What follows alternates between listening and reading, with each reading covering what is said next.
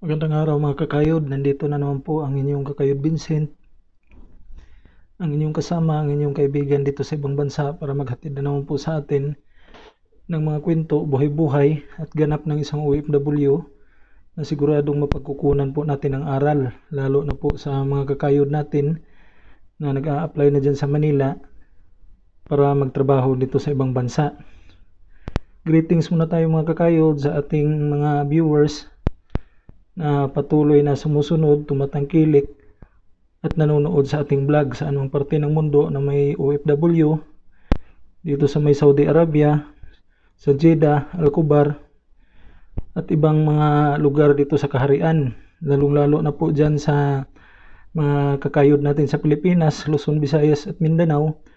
Maraming salamat po sa inyong palaging pagsuporta sa ating channel. Mga kakayod, pag-uusapan natin ngayon yung mga pangyayari sa aming kumpanya na totoo ba na nakakapagdala ng maraming customer ang isang vlogger. Kasi mga kakayod, ngayong araw lang halos 20 na vlogger yung pumupunta dito sa aming restaurant para kumain, para ibida nila yung mga pagkain namin dito sa French restaurant para ipakita doon sa mga subscribers at saka sa mga viewers nila para ma-promote yung pagkain namin dito para sa hangarin na ikita ng malaki yung may-ari ng aming pinapasukan na restaurant. Tanong natin mga kakayod sa sarili natin at saka tanong din ng ibang mga viewers natin, totoo kaya na nakakapagdala ng maraming customer yung isang vlogger? Depende mga kakayod kasi hindi lahat ng vlogger marami na yung followers nila, marami ng subscribers at saka marami ng viewers. Minsan, mga beginners pa, kunti pa lang yung mga followers nila, yung mga subscribers,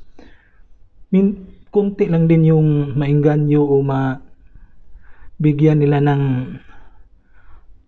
gana na pumunta sa kainan na yan para isubukan at saka i-experience yung lasa at saka yung picture ng pagkain. Sa part naman ng may-ari mga kakayod, isa yan sa mga strategy niya kung mahina yung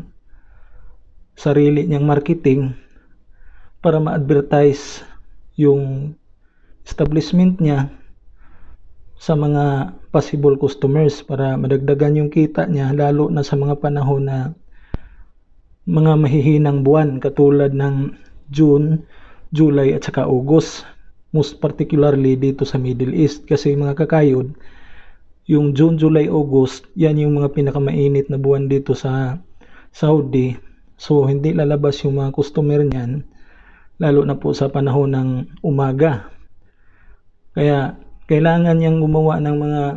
paraan. Isa na yung pag-iimbita ng vlogger para makadala ng posibleng mga customer na kakain doon sa negosyo niya. Mga kakayod, magandang idea yan para sa part ng may-ari. Pero minsan inaabuso din yan ng ibang mga vlogger na gusto lang kumain, gusto lang makalibre, manamantala at magkapera sa may-ari. Kasi minsan mga kakayod, hindi naman talaga sila sikat, hindi naman sila nakaka-influence ng mga customer na marami, at saka walang maraming customer na maibalik na pumunta dito para kumita ng medyo malaki-laki yung may-ari. Isa din yan sa dapat tingnan ng may-ari mga kakayod at saka sa management na kung mag-imbita sila ng vlogger, yung sikat talaga para yung maipakain nila na libre at saka maibayad nila sa vlogger, doble, triple yung balik ng customer. Mga kakayod, kung may pangalan na yung kainan mo, saka maganda yung lasa, para sa akin lang, kahit hindi ka nakukuha ng vlogger, okay lang kasi mismo yung customer yung magsasalita sa ibang tao, magpo-promote doon sa restaurant mo, at siya rin mismo yung makadala ng customer dahil siya mismo yung naka-experience na masarap yung pagkain, maganda yung pag-entertain ng mga waiters, at saka hindi rin masyadong mahal yung presyo ng mga pagkain mo. Mga kakayod,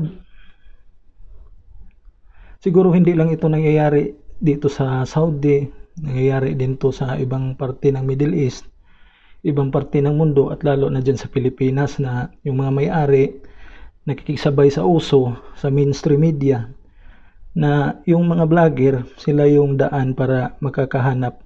at makakakuha ng dagdag na mga customer, lalo na sa panahon na medyo mahina yung benta. Mga kakayod, sana rin yung mga vlogger magiging totoo yung intensyon nila na tumulong sa mga may-ari ng restaurant at hindi lang pamimira at saka libreng pagkain lang yung nasa isip nila. Mga kakayod, pag-usapan natin to kasi isa to sa mga reality sa buhay ng isang OFW, lalo na pag restaurant worker ka, waiter ka, kitchen staff or manager ka, na isa to sa mga totoong nangyari at saka pwedeng mapagkukunan ng aral ng ating mga OFW, ng ating mga pamilya ng OFW dyan sa Pilipinas na gustong magnegosyo, lalo na pag tungkol sa pagkain, na pwede ka rin gagamit ng ganitong paraan sa pamamagitan ng pag-imbita ng vlogger para magdagdagan yung mga customer na dahilan ng paglaki ng kita ng kainan mo. Mga kakayod, kung may hindi man tayo na pag-usapan, paki-comment na lang po sa baba. Bilang suporta sa ating channel, paki-like po, subscribe at hit the notification bell para lagi po tayong updated sa mga videos na i-upload natin. Mga kakayod, ang buhay ng isang OFW, dapat bukas yung utak mo sa lahat ng mga paraan, posibilidad, para pag ikaw na yung umuwi ng Pilipinas, ikaw na nagnegosyo, alam mo na kung ano yung mga paraan na gawin mo para lalago yung negosyo mo, lalo na pag sa mga buwan na mahina at medyo konti yung mga tao na kumakain sa restaurant mo. Hanggang dito na lang mga kakayod, maraming salamat po.